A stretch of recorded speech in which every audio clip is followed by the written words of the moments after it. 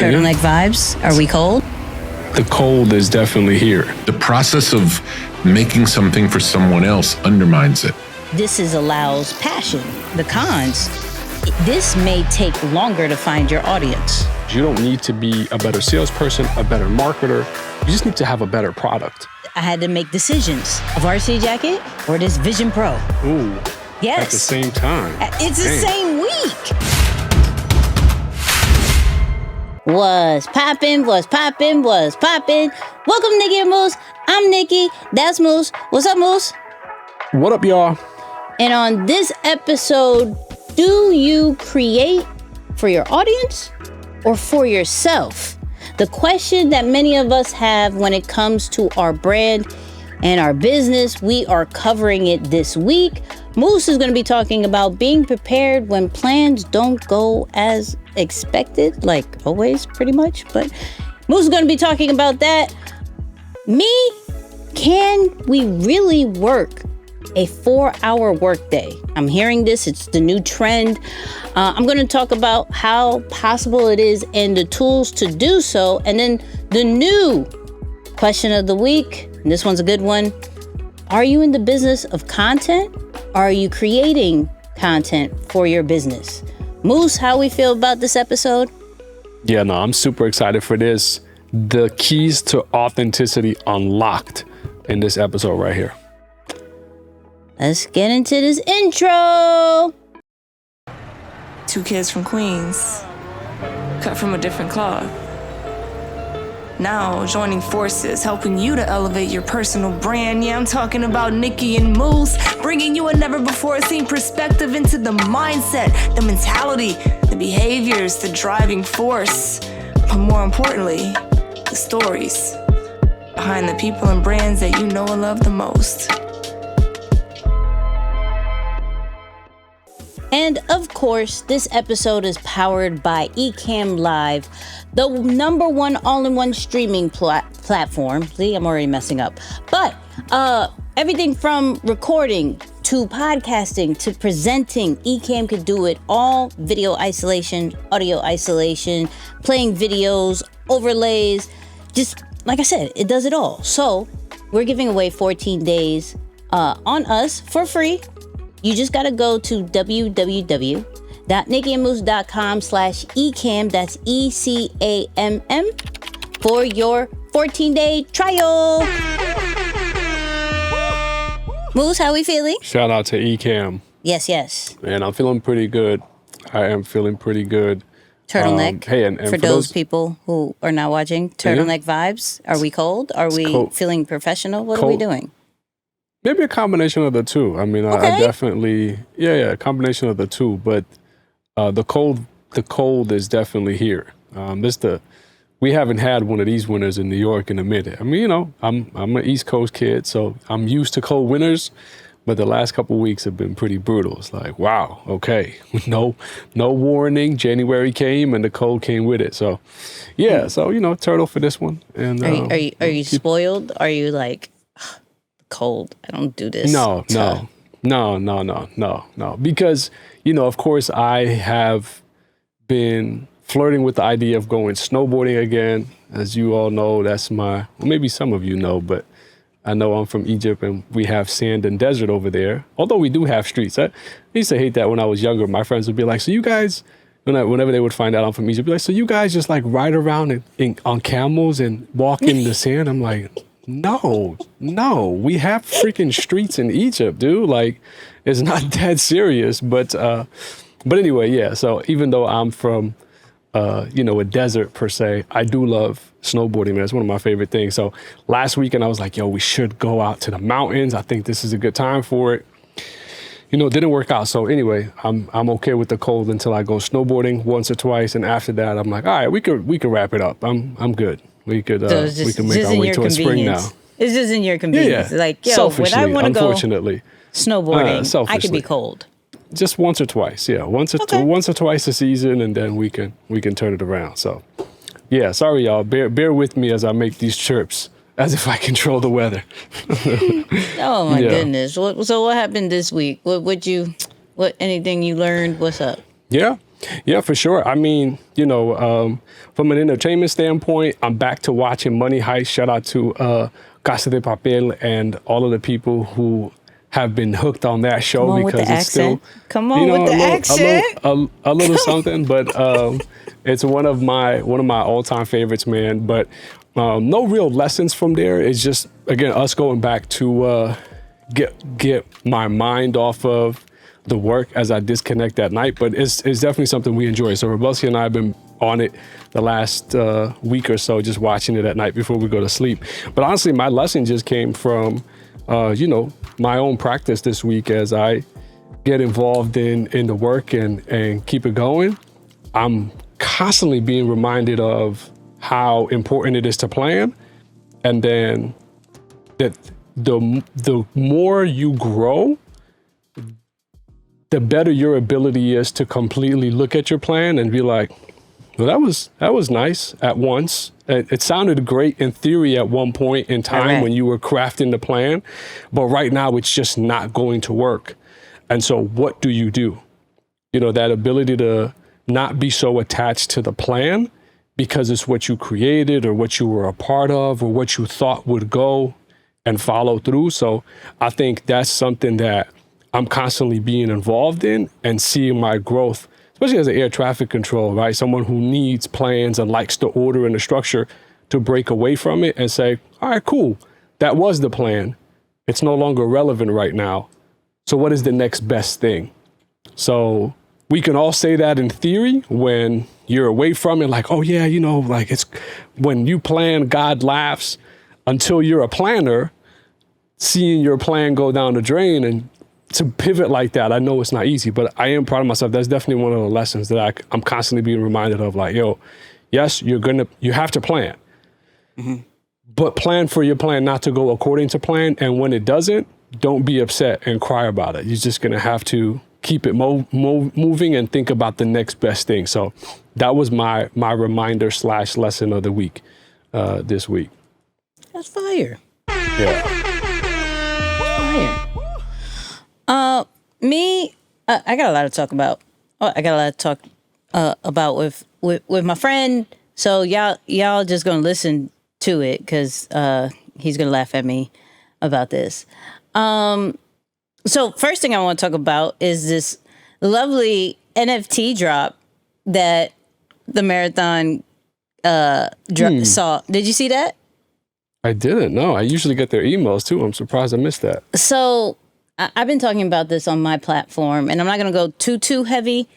I just want to vent for like 3 seconds. So for those who don't know, the marathon clothing, which I'm wearing at this moment, but which is Nipsey's clothing line. So they been teasing about an NFT drop and a varsity jacket drop. Okay. So the only way you can get to the varsity jacket is if you get an NFT, and it's of a lion, and it's all different like fits and hats, and it's really dope, right? So it came out on the 18th, right? 18th of January. I got my NFT and went to see how much this varsity jacket was. And this varsity jacket was $1,200. I'm gonna give this. I'm gonna give this. And this is not including the price of the air horns. This is not including the price. This is not including the price of the NFT. This is not including the price of the NFT. So it would be $1,300.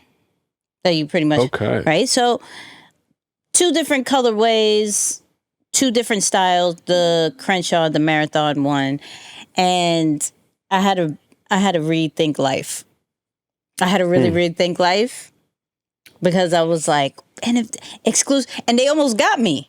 Okay, so for those who don't know, I get suckered into tech stuff. If you have a physical item, but like you can hit it with your phone and it pops up with something, I'm probably going to buy it. Okay. So when I first saw the sticker price, I said, I can't, he's not he's not even alive anymore. I can't spend that much. You mean like I can't spend that much on a jacket? None of my friends are gonna have it. I don't know how we do this anymore, right? Like, I'm here for the support, but I got the NFT, right? So I couldn't. It hurt my soul. And then I saw this video of it opening up. You hit it, this proud to pay kind of logo, and like all of like the information, like it was its own NFT, right? And I was like, I see what you're trying to do. I see what you're trying to do. Now, I had to make decisions. Right. A varsity jacket or this Vision Pro. Okay? Ooh. Yes. At the same time. It's the same week. The next day, the Vision Pro came out, right? That's tough. So we're talking about a Vision Pro, which I'll get into that too. Like I said, I got a lot to talk about. But the Vision Pro started at $3,499. That does something. On a regular, a varsity jacket is a seasonal jacket. Right. That I don't even go outside like that no more. It would be to walk my dog. You feel me? Like, so I said, you know what? And I've been teasing about this for a while. I was like, I hit up somebody who, because I also had Leatherman jackets customized. I hit that same person up. Okay, let's create a custom jacket, because what I'm not going to do is not have a jacket now, because I want a jacket now. But instead of constantly giving money to other people and rocking their brands, let's start this jacket. So I'm getting a bomber jacket because I love bomber jackets, right? That's fire though. Yeah. So I'm getting a customized bomber jacket because I wear the Marathon's bomber jacket all the time. And I was like, you know what? Let me get my own. Let's do this over. This is way cheaper. This doesn't make sense. So I wanted to update you with my Marathon merch collection. Marathon addiction. Okay, I would just say that Marathon addiction. They get me every time. This time, I couldn't justify it. I just couldn't. It gives me a headache thinking about it. I just couldn't justify it. Right? For that amount of money, I could buy my whole team jackets. Nah, but low key though, you have been you've been becoming more financially responsible out here. I see you like trying. I feel like over the last few months you have come on here and poured your heart and saying, hey, but I realized the more financially responsible thing to do is the following. So I see you. That's what's up. That's good. So no marathon jacket. No marathon jacket. No marathon. Deeper than the brand bomber's coming though. Yeah. That has to happen. So I like it. Yeah. I'm talking to the team like, what exactly do you want on it? Because I can't do this no more. I can't. It hurt my soul. When I tell you it hurt my soul, it hurt my soul. I was like, can I justify this? Can I really I was already complaining about the bomber jacket. The bomber jacket was like, when I bought it, I think like $500 or something like that. Yeah. $300, $500 or something like. It was wild. It was at the pop-up shop. I remember. It was. Anyways, don't want to talk about this no more. Let's talk about real quick. I still have like a lesson. Let's go to the lesson before I go to the other rant. So I've been not teasing, but kind of talking about the Art of Focus, the Dan Coe book, right? So I'm not going to do a full review of the book because I'm like, this is my second time reading it, actually. I'm going, like I read it the first time, I'm rereading it because it's just so good, right? But I do want to talk about a particular part of the book, which is he's promoting a 4-hour workday. And I'm like, I'm intrigued. Tell me more, right? So the way that he breaks it down is like everything that you need to do, you need to condense it down to 4 hours in your day, right? 4 hours. Not that you shouldn't, but to be able to have the proper rest, the ideation, everything that you need, life balance. You should just work on your stuff for 4 hours. Plus, when you think about it, your flow state when you're most prime is probably like 4 hours. So I've been intrigued. I've been like, okay, how do I set that up? I mean, like, how do I set up that situation? Really cool thing as I'm thinking about this, Notion comes out with a new feature, which is Notion Calendar, right? So this is where you can combine all your calendars into one, but also it connects to your Notion pages and databases. So if you have like a to-do list or a project or a roadmap, now it shows all on your calendar, and it's really cool for the time blocking side. So I'm like, okay, this is a sign. All right, because y'all know I love Notion. So, okay, let's utilize the calendar feature. Let's go into these Notion pages. And if you don't use Notion, I need y'all to, because it's really good. Let's go into these Notion pages, start being intentional with the to-do list, start getting the team to use more of the project side. And so you can see exactly what you have to do that day and what are those 4 hours that is for prime time business, prime time creating, whatever the situation is. So I'm going to try to really go. I'm not going to commit too much because, I don't like routine, like it got to switch up after a while. But I do like the thought of the challenge of can I condense my stuff to 4 hours. Now, things are, they'll pop up. There's spontaneous situations, create some grace for that. But the main thing, can I do it in 4 hours? And then what is my 4 hours? Like, I've totally gone into the night owl situation. Like, I do not go to bed till probably 5-6 o'clock in the morning. Right? Wow. Yeah.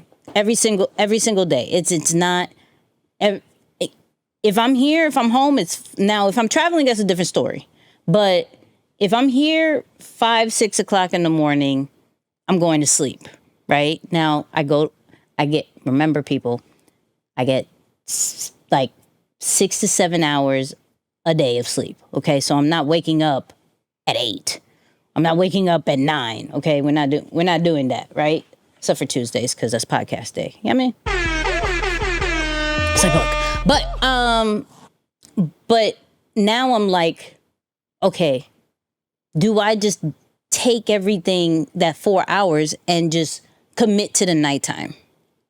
Because I be trying to do things during the day. I'm useless. I'm so useless.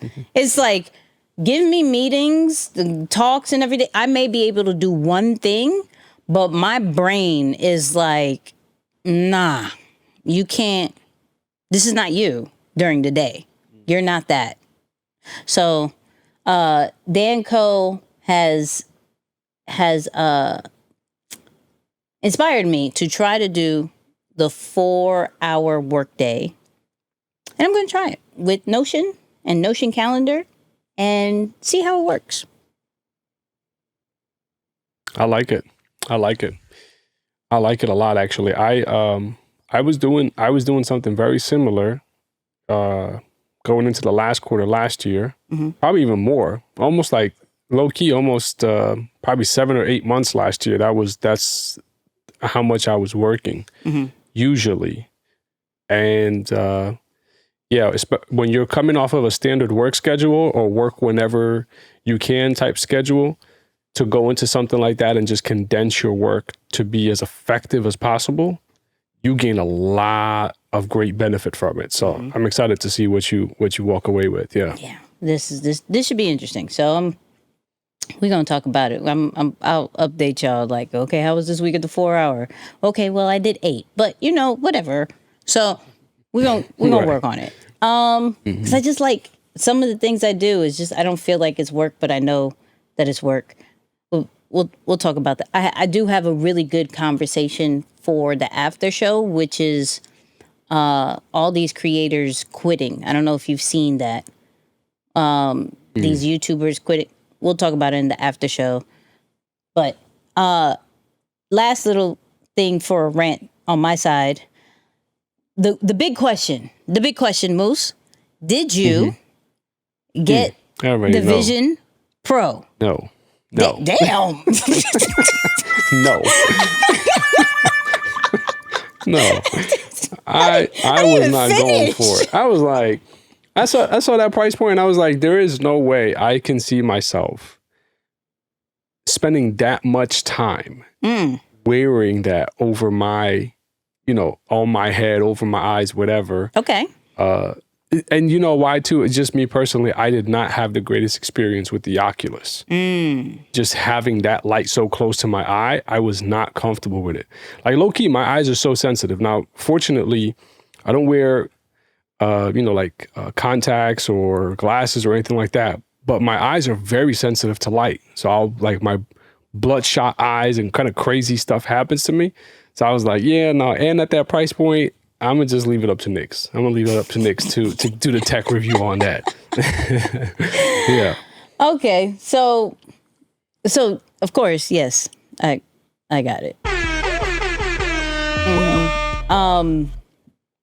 One thing that I'm finding interesting about the Vision Pro is that all the details come out after you buy things.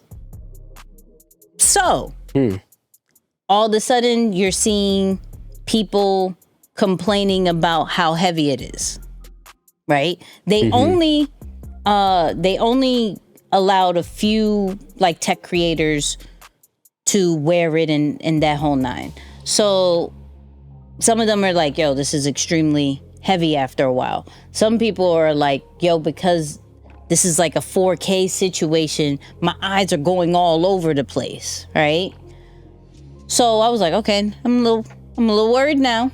I'm a little worried. However, and then another thing is that Netflix is not going to have its own app in there. So there's certain streaming platforms that you would think, like the Oculus has Netflix in there, but there's certain things that aren't going to be showing up. You can see it on the web version, which is interesting, but it's not its own dedicated situation. So that kind of got me worried. Then, of course, Apple, with its lovely videos and everything like that, had like a mini walkthrough. And when I say, y'all know, I still use my Oculus, right? And mainly for the meditation part, you're like immersed in a whole new spot. Like I'm in Mexico and like the Maldives and all these places, right? Well, they have like an environment thing where it does the same thing. Like it just immerses you in this whole environment. The workstations look really dope. The FaceTime is interesting. I want to see how that looks. But what's crazy is the price, right? You said it like, yo, for $3,499, that's crazy. Now, they didn't tell you there was different sizes. So the $3,499 is only for like the lowest one, like the two something. What was 256 or something like that? Yeah. 256. I got the 512, right? And that was a higher price point. They have a 1 terabyte. Here's my thing. You're not taking videos. What are you downloading? Like, that's interesting. Right. Yeah. What are you downloading? Now, granted, I understand that the cloud is going to be connected, and so your videos and your pictures are going to be showing up on there. But are you downloading? I'm treating it like an iPad. I got like not the lowest, but I definitely didn't need the highest I'm not downloading everything on my iPad. Right. I'm treating it like that. Like I don't see with my Oculus, anytime I'm not using something, I'm deleting it. I'm like, I need my space. Now my phone, terabyte. That's got to be the biggest storage because I'm constantly doing content. Makes sense. I'm not doing content. Well, I'm not doing video, which is going to take a good amount of space. Why would I need a terabyte? Yeah. And then I go on Threads and people are like, I bought a terabyte. I'm like, what? Not on the first version. I'm not going to do that on the first. I don't even know what it does. I mean, I don't really know what it does. I'm not sure yet. Right. Yeah. To let alone say, hey, I think it was like $3,899 for the terabyte. I'm like, not going to do it. So, comes out like I'm going to the store and picking up the Vision Pro February 2nd. Was funny is that it makes you like scan your face before buying it. Interesting. Yeah, like you have to do the whole, like how you do with Face ID. Oh. Yeah. Like it's supposed to measure your face, but you still have to go to the store and pick it. I don't know. It's weird. I'm still excited about it.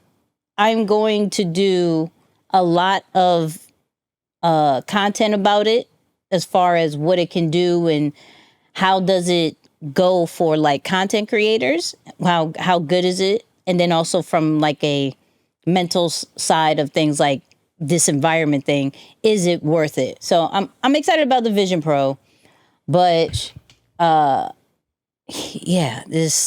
whole, when you buy something, then you see all the negative stuff and you're like questioning life. Like that wasn't a light, crazy buyer's remorse. Yeah, that wasn't a light purchase. Don't give me all the negative stuff after a non. For sure. But it is what I've seen some of the memes with it, like people doing the neck exercises because they just got the Vision Pros and all that. Facts. Hilarious. I'm like, yo, that's too funny. I don't need that. I don't want to do that. I don't want to do that. All right, I'm done with my rants, people. I'm done with my rants. So let's get into the creator of the week. Now, this one is a very special one, just because we covered her husband, right? For those who remember, the late great Twitch, who was a dancer, who passed away, his wife actually is getting on social media and doing all these different interviews for the celebration of a book, right? And at first, I ain't gonna lie. At first, I was like, yo, hold on. Are we capitalizing? What are we doing? Like, but, and I gotta get the name of her book. I just wrote down that she has a book. But understanding how creators work is more of, one, keeping the legacy alive, because I believe it's a children's book. Keeping the legacy alive, helping others that are grieving, allowing art, because her art is dance, allowing dance to help the grieving process and helping others figure out what is their dance, what is their situation. And so I was like, okay, you know what? This is amazing how strong she is in what she's doing and being so open, because doing a book, you got to do a whole press run. You know what I mean? And to continuously being asked about her husband and how she's dealing with it and the grieving process, that takes a strong individual. So we got a clip from one of the interviews she did. Be very easy for me, and I've had a lot of people say to me, why don't you just go cry in a corner for a little bit? Honestly, a lot of people would like to see me crying in a corner, which I've done. Yeah. But a lot of people would like to see me still there. Why do you think that is? Do you think that's just more... I think it's how people would see themselves if they've gone through it, but they haven't gone through it. And at the end of the day, you don't really want that. If I'm there, that means I'm where he was. And no one wants that for each other. We shouldn't want that for each other. And something that I'm really grateful from God is that even in my lowest lows, which I would attest this to being something that's the lowest you can experience, I've never been that low. And so with that, it only makes makes me have more empathy for Steven. Yeah. Because I don't know what that is like. I don't know that feeling that you had to be in. Sure. But I'm also grateful that I don't know that, you know? But it's interesting that people want to see you so low because you don't want that. That's not something we should want for each other. We should want each other to experience things, but get ourselves out of it. So the book is called Keep Dancing Through It, Boss Family Groove. And I think that's so powerful because what they always were seen doing was dancing, right? And through her grief, we've seen multiple pieces of content of her dancing. And yeah, people were expecting like, yo, why are you not sobbing? Why are you not always doing pictures remembering him and things like that? And she would collaborate with dancing, do it with her kids. And that's just something that they held together. And literally to call it keep dancing through it is just wild. So shout out to Allison. You are way stronger than I would probably be. I ain't gonna hold you. You are doing God's work and we appreciate you. Have you been following her? I haven't, no, but it's crazy that I don't know. Is it the anniversary of his passing? No, the anniversary was December. I think he passed in December, something like that. Yeah, it's just crazy that anytime I think about, you know, his story especially, you know, of course it's like, wow, you really never know what somebody's going through. But yeah, to see her continuing to do her thing, that's awesome. Yeah, and what I noticed even in that clip when she was like, yo, if he wouldn't want me to go through that, that was something like that was a feeling he dealt with, right? If I was to just sob and cry and everything like that, he wouldn't want me to be low. And I'm like, wow. Yeah. You know what I mean? Yeah. Like, so shout out to her. You know what I mean? Go get the book. Go get the book. Go support. I'm gonna grab one. You know what I mean? I don't have no kids, but I'll grab one. I grabbed one for Moose. Moose got a kid. That works. There it is. Moose got a kid. I get it for Moose. So let's get into the meat and potatoes of everything. We have a major creative battle, okay? Do we create for ourselves or do we create for our audience? Moose sent me this clip from Rick Rubin, who, if y'all don't know, is better known for being the co-founder of Def Jam, right? And he wrote a book recently, and he said something that is completely the opposite of what we've ever said on this podcast. One of the things I say in the book is the audience comes last. And the audience comes last, not because I don't care about them or I don't like the audience. In service to the audience, they have to come last. Yeah. The thing that the audience wants is the best thing they can get. If we're trying to make it for them, it won't be the best thing it can get. It'll water it down. The process of making something for someone else undermines it.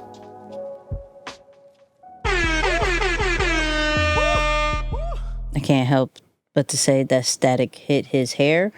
Go watch the video version if you're just listening to this, because that completely distracted me just now. However, I listened to this. We talked shortly about it last week, and it made me think like, yo, this is a topic.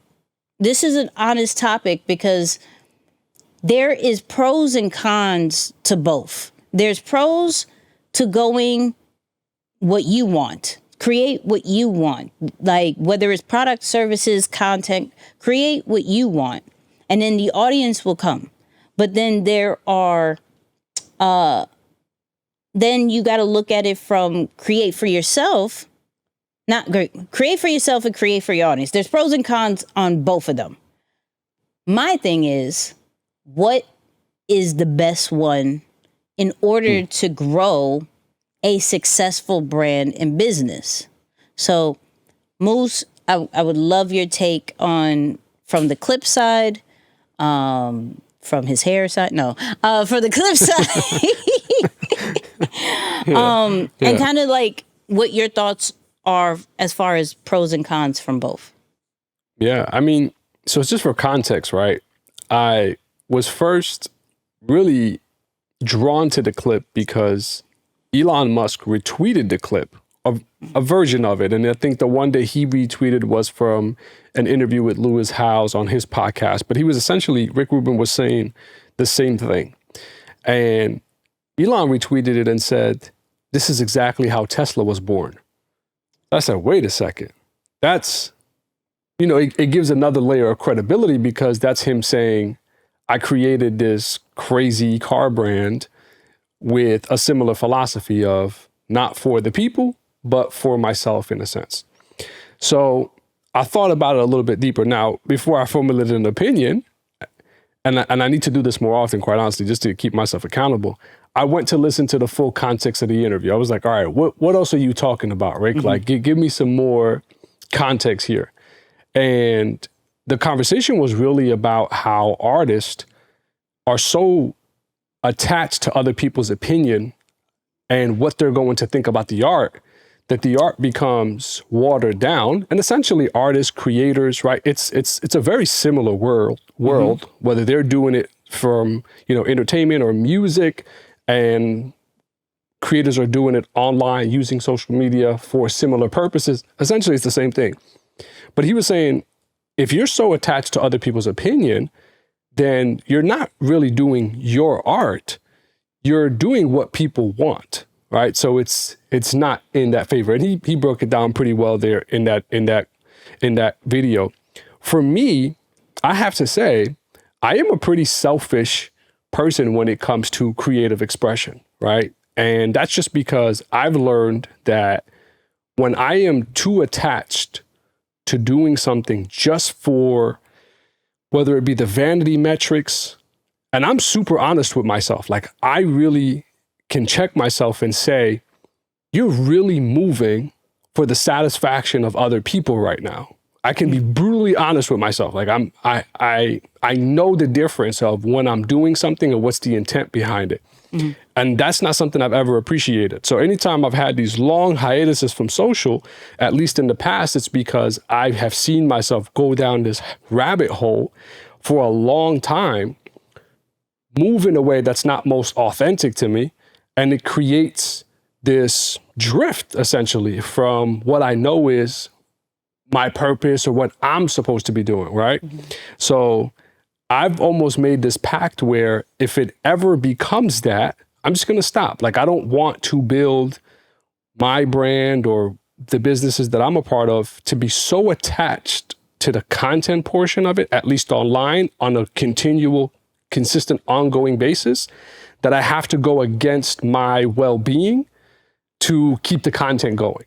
That's just my personal opinion. So I favor that line of thought, not for the same reason per se, but for something similar, right? Mm-hmm. Now, I think there are different phases to it, right? And I'm definitely curious your take on it. But if you think about it, as a creator, and one of the other points that he mentioned too that I thought was really dope is he says, you should not look to get paid from your art, at least not right away. That's another one of those things that waters it down. And of course, I thought about, man, like, that's what happens when brands, personal brands, try to monetize prematurely. It's the same essence, right? Yeah. You go away from the thing that attracted the audience or people fell in love with you for, because you're now thinking about, well, is that going to sell? Or how is that going to convert? Or, but I need to make this amount of dollars, or I want this. So it's a completely different momentum shift. So one of the other things that he was talking about is like, hey, just go get a job. Keep them separate, at least until you know that this is absolutely what you want to do. So I love that thought process. Maybe we could talk about it a little bit later. But the way I see it from a logical perspective, at least how my natural brain thinks, in the beginning, yes, be selfish in your creative process because you want to articulate the best of what your experience is, what your story and what your perspective is. You need to do that. And so if you start to make it too much about other people, it's not really your perspective anymore. Of course, we've talked about that. No one is self-made or no idea is truly original, but your experience and your story, it's probably the most original thing that you have. So the minute that you start blending it or changing it to fit other people's opinion, it loses its originality in a major way. Now, when you start talking about the business side, Nix, as you fast forward and start going through that, sure, maybe a purely innovative business idea, it's nice that it's for you. But as your product begins to develop and go through different versions of iterations, it absolutely has to have the audience's feedback in it.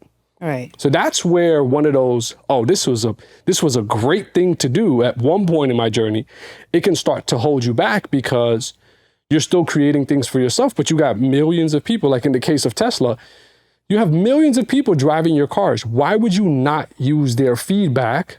Because I know if you're not using their feedback, at least from an opinion standpoint, you're definitely using the data around how the car performs, right? So that's still user feedback. You need the feedback of your customers or the people who are engaging with your product or service to make it better. So that's where I draw the line between, yes, be selfish. Yeah. And then you have to draw away from that, at some point, so that from a business standpoint, you can make iterations to your product or service that meet the needs of the consumer or the people who are using it.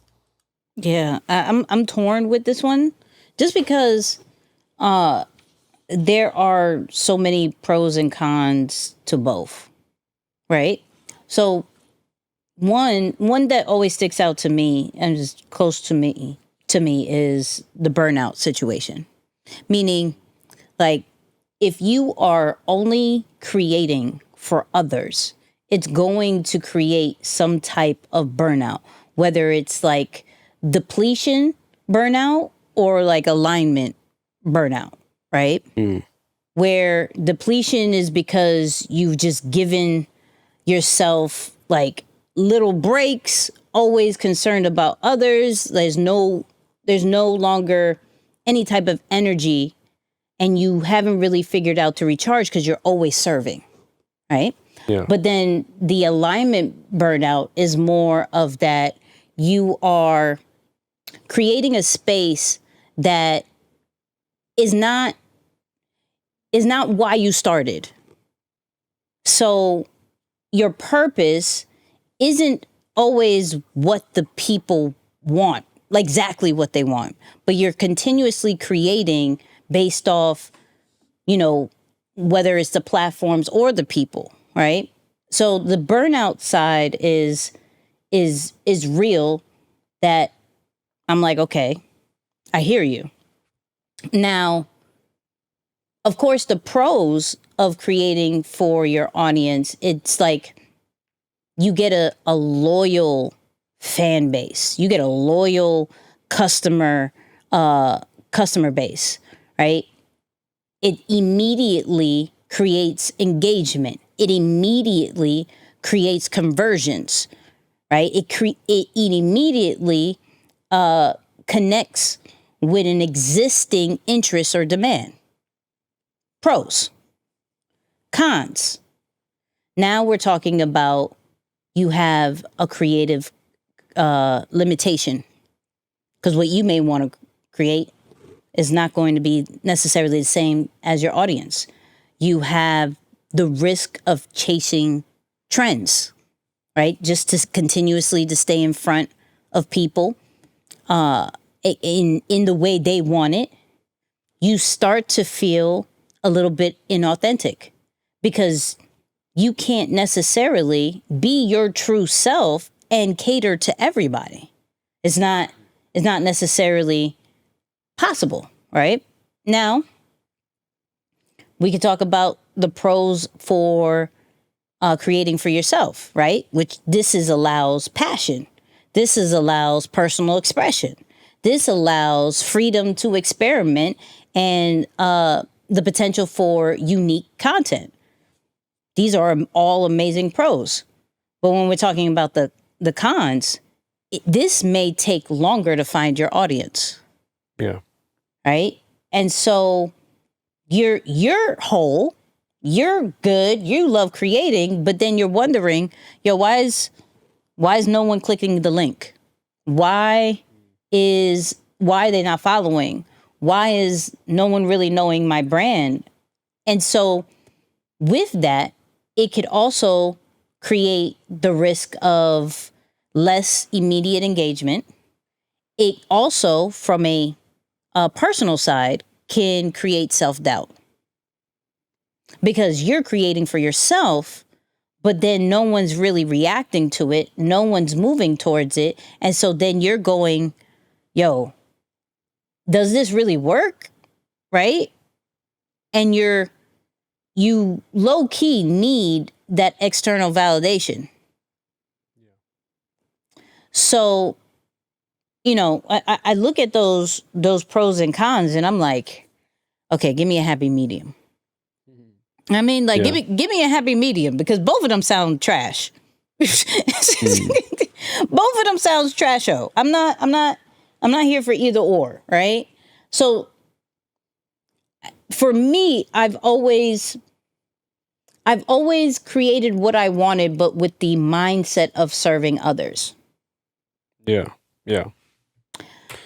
But I could be honest, as far as in the beginning, I was solely creating for others that some people just didn't really know who I was. So though I'm very authentic, that's how I am and how I create the content and things like that. Even though it's more of a serving side, I don't lose my authenticity in it, but then I almost lose the true connection from a public standpoint. When you're in deeper than the brand, you get to know me a little bit more, things like that. But from a public standpoint, now I've become a source and not a person. Yeah. Yeah. So I'm on here like in this, like probably like mid last year and definitely this year now, I'm going more into like coming out more as the person that knows a lot of stuff. You feel me? Yeah. No, for sure. And it's a very interesting take, right? Because just even today and this week, and I love that you even chose this topic or brought it back up as the main point of discussion, because I was watching a short interview today with Alex Hormozi and Dean Graziosi. Oh, I was going to watch that too. Yeah, it was like about selling or something like that. Yeah. And in it, they were talking about the importance of, essentially the video was about sales, but they were saying that sometimes you don't need to be a better salesperson, a better marketer.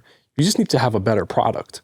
And so if you're doing all these different things and you're branding and marketing and doing all the tactics, but you're still not getting the conversion that you want, maybe your product is just not that good. And that's what Alex Hormozi was saying, right? Essentially, that was his thought. And I really didn't even listen to anything after that. Like, that was the part that I needed, because I have been in the mindset lately of, are we really so attached to this idea of creativity and branding and marketing and content that we forgot about the importance of being great at the thing that we should be branding? Right? Like, so much of our energy has gone to what people see that we barely work in the dark anymore to make that thing that they will eventually see the best thing ever. Yeah. And so I thought of examples like Mark Zuckerberg, and I said, well, he built Facebook before people knew Mark Zuckerberg for this brilliant man who connected half the world. And same thing with Jeff Bezos and Elon Musk. And I'm sure there are plenty of other examples. So I went back into that mode, and I'm thinking to myself, there's something to really stand on here and connect the two together in saying, pull back from that just a tad, not completely. I mean, for others, they're so naturally expressive, because you got to remember, for me, it takes a lot for me to have to articulate what I'm feeling or want to actually share what's going on. So I'm never short intentionally or purposely, right? Like, hey, so how's it going? Oh, it's pretty good. Like, that really is about all I have to say about how it's going. Like, I don't have anything more than that. Else. You know, like, it's like, it's pretty good. You know, like that about summarizes. So it's not me being short or whatever, but that's just, you know, my natural thing, where other people are just way more wordy and expressive. You ask them how it's going, you're going to wait 3-4 minutes before you can talk again. Yeah. And I've experienced that.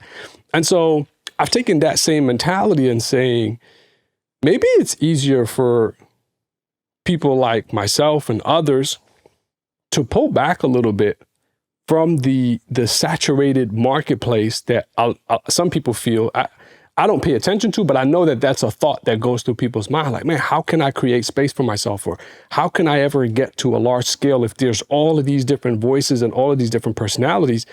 And instead of focusing on that, going back to the core of the product. You know, again, that's kind of like my business thought process around this idea of bringing the audience last. Yeah. So now you have something to market to them, to brand to them, et cetera. So a different perspective to it altogether, but it still places the audience last, right? It's like saying product first, or something really, really, really great first, built through testing and improvement and time dedicated to make it great, and then thinking about people last. You know, so in a similar process, more through a business lens and a product lens, but essentially creating or saying, you know, the same message in a way. Yeah, and coming from a marketing side of things, the balance is important, right? Because I always go with this word. I used to say pay, but it's now going to be play, where you have the platform, leverage, audience, and you, right? So what platform are you going to be on? What features or what skill level are you going to leverage? What are you creating for the audience? And then what are you creating for you? Now, the thing with that is it almost leaves you last. But when we're talking about getting our message out, we do have to play platform game because we're on rented territory, right? Digital rented territory. Yeah. For us to really get the brand awareness that we need, we do have to play the audience game, and then we do have to still create for ourselves. Now, I'm not saying necessarily to go in that order, but still those elements are very important if you are trying to be successful. Now, if you're just trying to just be on somewhere to just do whatever you want to do, that's cool. But over here, I believe our listeners are really trying to grow their brand, scale their business, and really trying to figure out how to really be successful. There has to be some type of balance. And you have to look at, when we're going from more of the marketing side of things, what is the intersection between what your audience wants and then what you want?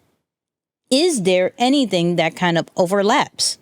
If there is, I would say create that, right? Now, there are some things I just create just for the sake of creating. That's what I want to do.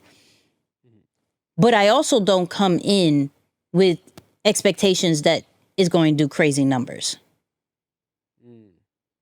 I don't.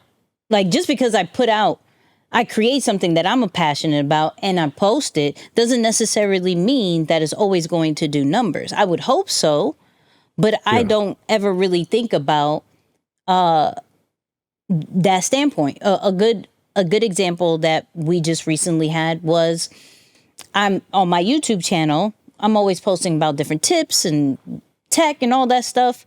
And then when I posted about when I spoke at CES, it was some of the lowest numbers. I'm okay with that because it was a recap of what I was doing and what I wanted to. And if I'm trying to make this transition of, you got to know Nikki the person, I'm not expecting it to have the same amount of numbers that my other pieces of content is going to do, because this is something that mainly I'm doing for the sake of me. Like, y'all got to know me. a little bit. Like, just go behind the scenes with me, that whole nine, right? Now, of course, this is where comparison goes wrong, because some people will be like, yo, other people do behind the scenes and they kill it and they get all this type of engagement. They've been building their community longer. Yeah. I mean, they've been doing things for a very, very long time. We're looking at the foundation of behind the scenes content, creating it, but we can't have the thought process of thinking that we're going to have those same results, right? So from that is one of those things by, executing on play, also figuring out how do we always show up in our authentic self, both creating for our audience and creating for ourselves. So with you, because of the business that you're in and you showing up more on social media, what has been, I guess, that have you prioritized authenticity with what you're coming out with, both business and just personal content?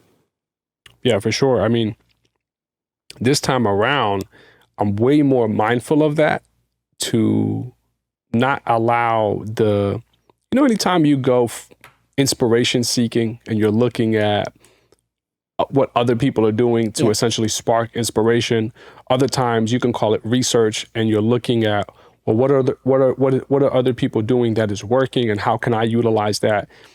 And I realized that the difference between what is straight up stealing, where you're just taking what they did and you do the same thing just with your picture and your name on it, versus what is truly inspiration, is you adding your voice to it. You don't have to copy it word for word. You don't have to copy it shot for shot or image for image, but you take it and you say, okay, what parts of me are actually true in here? Because maybe we have a similar experience to some extent, or we agree on some values. And so sure, there's alignment there, but rarely ever is it word for word that you can just go into it. So when people get lazy in their creative process, they can drift from their authenticity, because you think that you're essentially creating content.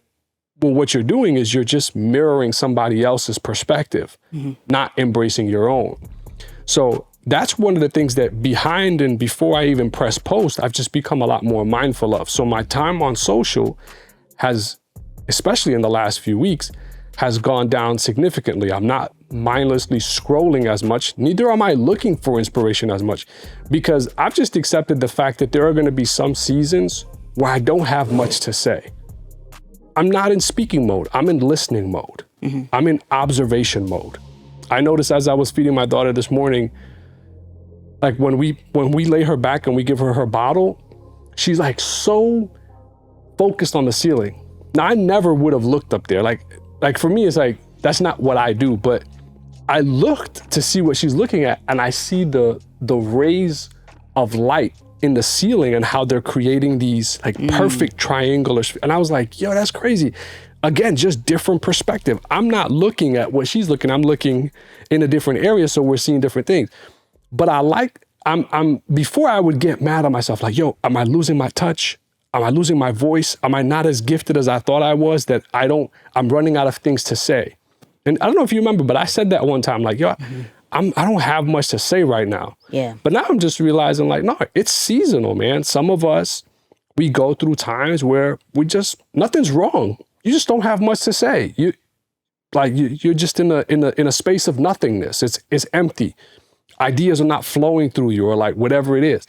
And I'm just learning to, when you're careful with, number one, how you utilize inspiration and research so that you don't drift from your authenticity, that's part of it. And then the second part is when you enter those seasons where you're going against the societal norms of what consistency means and the pressure to show up and serve and all of these things, how you just translate what that means to you, you can really protect yourself from the downward spiral that some people enter in saying, oh man, I lost my touch, or I'm not consistent, or I'm going to lose followers, or I'm not going to make money, or I'm going to this. It's like, no, it's just a matter of how you redefine or how you define those things to you.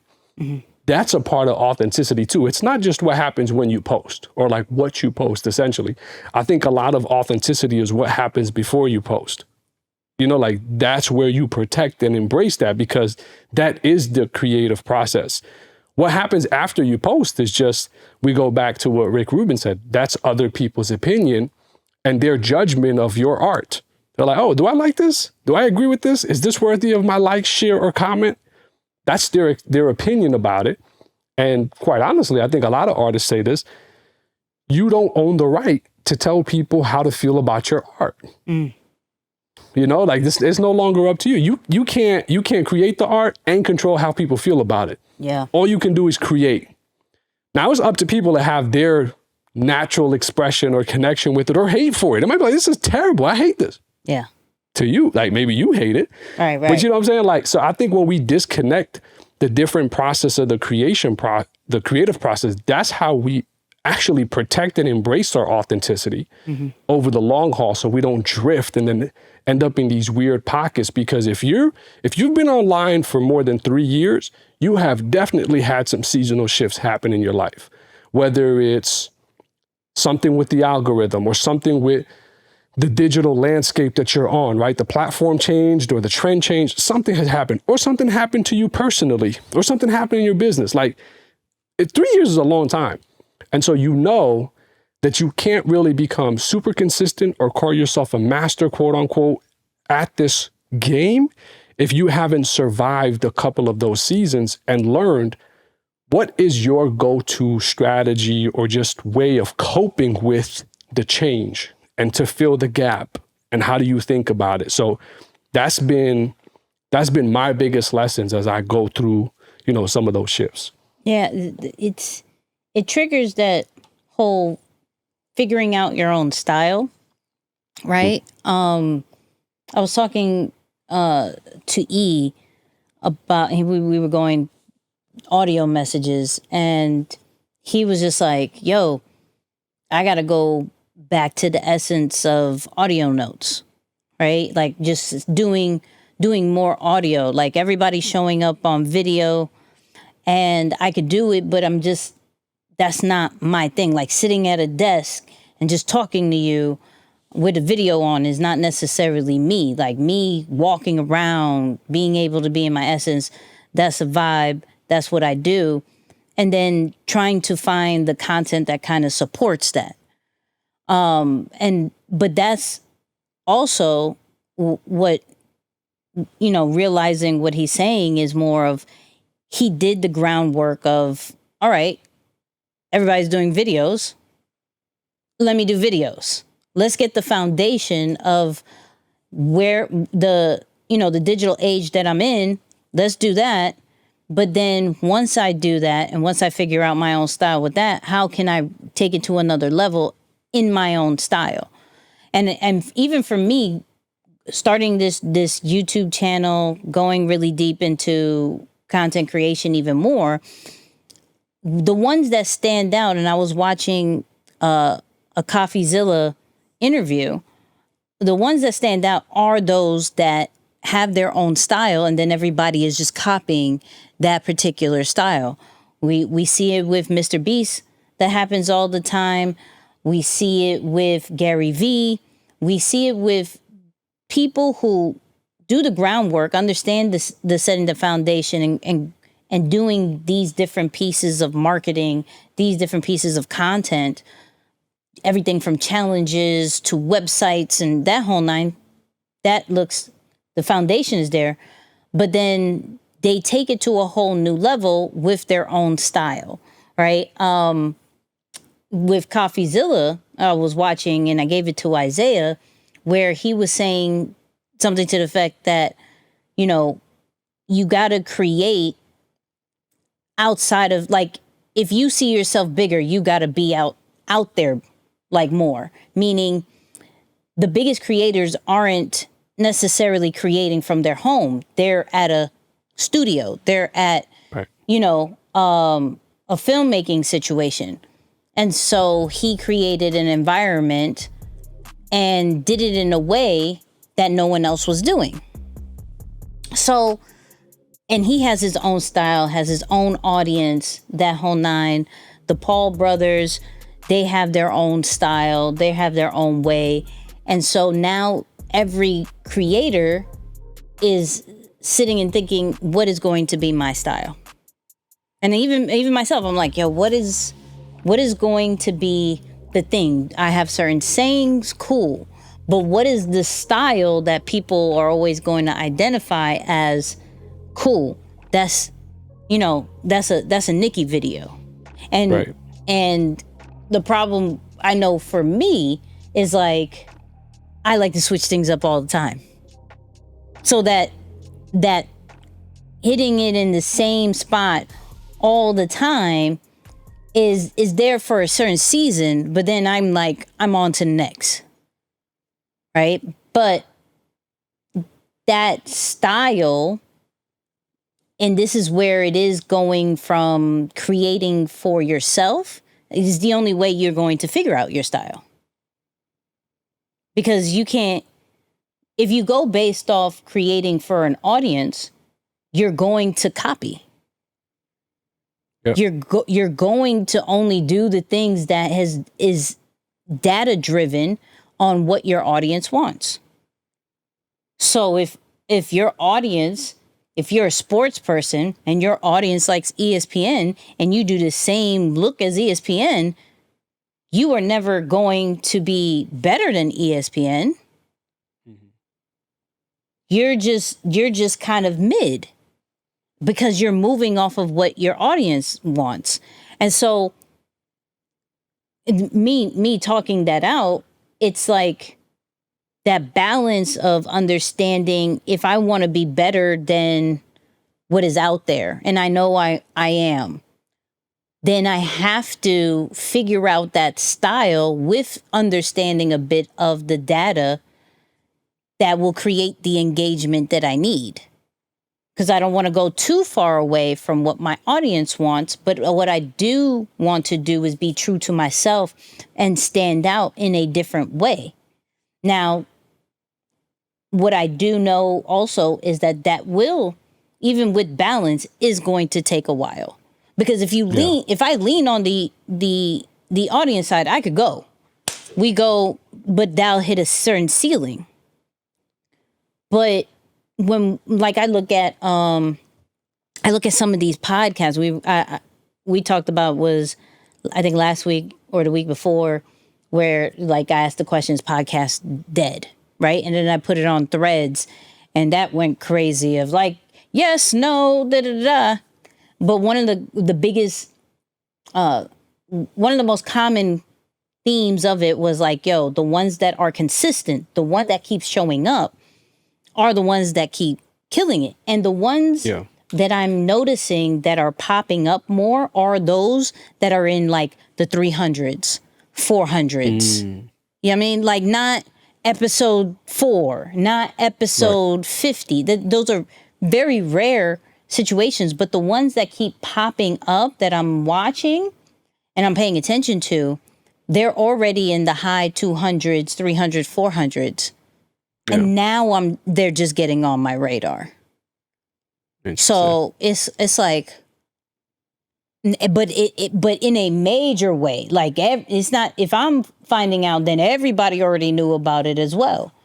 And it's they just stay true to, this is what I'm going to be doing. The same thing with the Ish and Gigs. I didn't find them till 300, 200, 300 and something. Yeah. And they're blowing up worldwide. Yeah, that's crazy. So it figuring out that balance, getting the data, figuring out that style, staying authentic, finding that intersection between what you do and what your audience wants, I think is going to be very crucial. Super critical. Another long long conversation. Long conversation. But do we do the question of the week? Do we want to leave it for next week? What do you want to do? I'm leaving Man, it's it up to you. It's kind of good. I ain't even gonna lie. But, right? I'm like, okay. I mean, we could go. No, go. No. Because I was like, we got to look at it in a strategic way. This is live planning, people. Yeah. Is this going to cause another 30-minute conversation? No, I can't do that today. Yeah. It's like, nah, I can't. Yeah. You know what? Okay, we're gonna reduce it to a quick 15. Quick 15. Okay. Let's do a quick 15. So, question of the week. Of course, this segment is sponsored by flightassessment.com. Discover your personal superpower and learn how to use your superpower to become a master communicator, strengthen all your relationships, and develop the self-awareness you need to fulfill the highest potential. Flightassessment.com. They got some amazing things happening. I got emails all day. But let's get to the question of the week. Are you in the business of content, or are you using content for your business? I thought that was a bar. I don't even think that's a question. I just think that's a bar. Okay. Moose came with fire this week. Yeah. I already know your answer, but like, go ahead. Like, Yeah.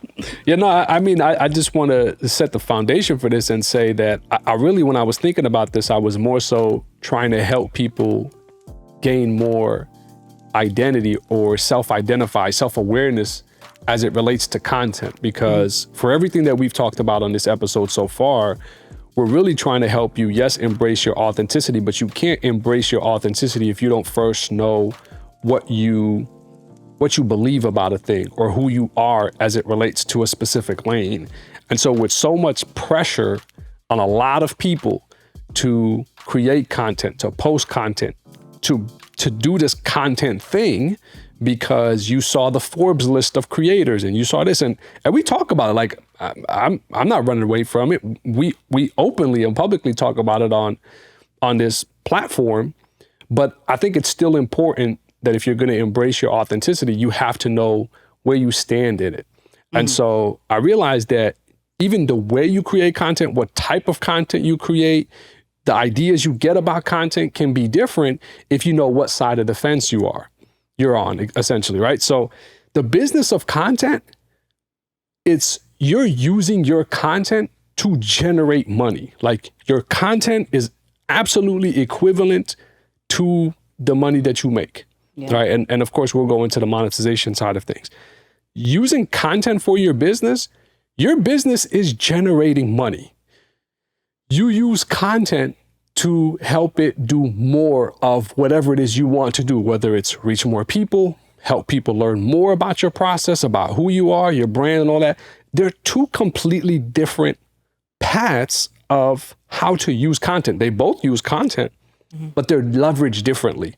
So of course, Nick, you're absolutely right. Like, for me, I'm definitely more on the side of I'm using content for my business than I am in the business of content. Although I'm a little bit involved in that side as well, right? You can't be in the education space today, especially the online education and the self-education space, and not be in the business of content. But for me, I'm still traditionally trained in the business world to think about it through the lens of a traditional business, even though I'm online, right? So I'm kind of cheating a little bit. But my natural brain, if I were to just go off of that, where my authenticity lies, I think about the business first. I think about the operation. I think about how to work and move better as a team and as a unit. I think about all of those things first.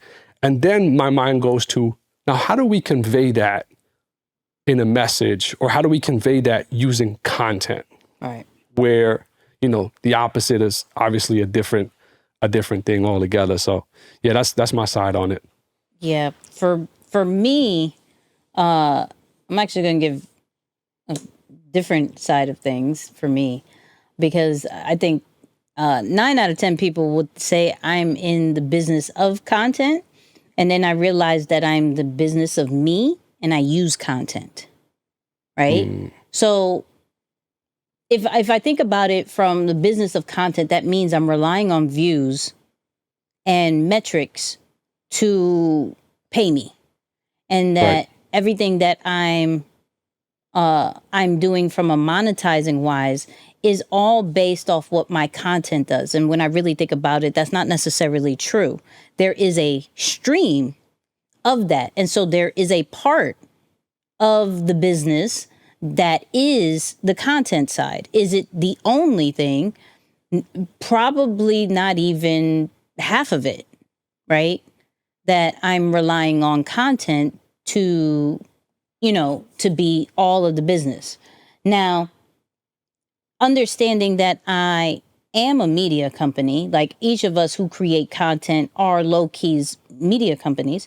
So I am producing content in order to bring awareness to what I have going on, whether it is Deeper Than the Brand, whether it is the podcast, whether it is some of the speaking stuff that I'm doing, whether it is just anything in general that I'll be dropping or that I'm promoting, brand deals, that whole nine. So even when we're talking about brand deals, that it does drive off of the content, but I'm creating it in order to bring the awareness and the message out. And because I create that type of content, then certain paychecks come to me, but not necessarily always based off the performance of the content. It could go based off the creativity of the content that I create. So for me, I'm going to have to move more towards I'm using content for my business, even though I am the content creator and I'm big on creating content that not only creates impact, but also monetization. It's still, when you sum it up, I am the business and I just create the media in order to bring awareness to it. See? Very short. Yeah, that's good. I actually like how you broke that down. It's a good way to differentiate it because, yeah, to your point about that, I guess I'm not really in the business of content because I don't really get paid from views like that. No, I'm glad but again, that's another way to help people self-identify what vehicle am I in? How can the more, I just feel the more I understand something, the better I can function in it. And just to tie it back to authenticity, it's much easier to stay true to you when you know what type of game you're in or what does winning look like for you. So those are just some of the different ways for people to say, okay, yeah, I'm in this vehicle. I'm in the business of this, or I'm using content for this, or so that hopefully will help some of you guys and gals, navigate that space a little bit. Yeah, and also I actually really like creating content for self. And so the more in my head that I say that I'm not in the business of content, could help me avoid hating creating content. Right. Yeah. But like I said, we'll talk about that in the after show as far as these creators quitting content creation and what to do and how to avoid that type of vibes and does it even make sense, all that stuff. But listen, people, do me a favor. Extreme execution. Like I said, y'all got like all these emails. I'm looking at like, do I have to buy? What are we doing? Yeah. What y'all got? And actually, extreme execution is dope, man. We got some, a big certification happening at the end of February 25th and 26th. And should I tell them? I mean, technically by the time that this comes out, come on, everyone else will. Come on. And of course, a huge major announcement / a big movement is happening on E's front as well. He's starting up something pretty special where he's going to be essentially coaching people for the entire month of February, helping them to start their morning and start their day. So that's going to be, I think it's going to go bananas. So before extreme execution, come on. Yeah, before extreme execution, I got to say, y'all got to tap in with that first. And that's going to be special, man. So we're looking forward to that as well. Listen. We'll put that that link in the show notes. He coaching for free for 30 days. It's a big deal. So go do that. Deeper Than the Brand, deeperthanthebrand.com. Okay. That's all I'm going to say. There's not much. If you're trying to grow your brand, you try to scale your brand, you just need to go to Deeper Than the Brand. Now, I mean, that's it. Makes sense to me. Yeah. And then if you made it this far, I don't know why you're not in our Patreon. Patreon.com/Nikki and Moose. I don't know why. You clearly love us. You're listening to the end. You are here. Crazy. Right. Like you're here.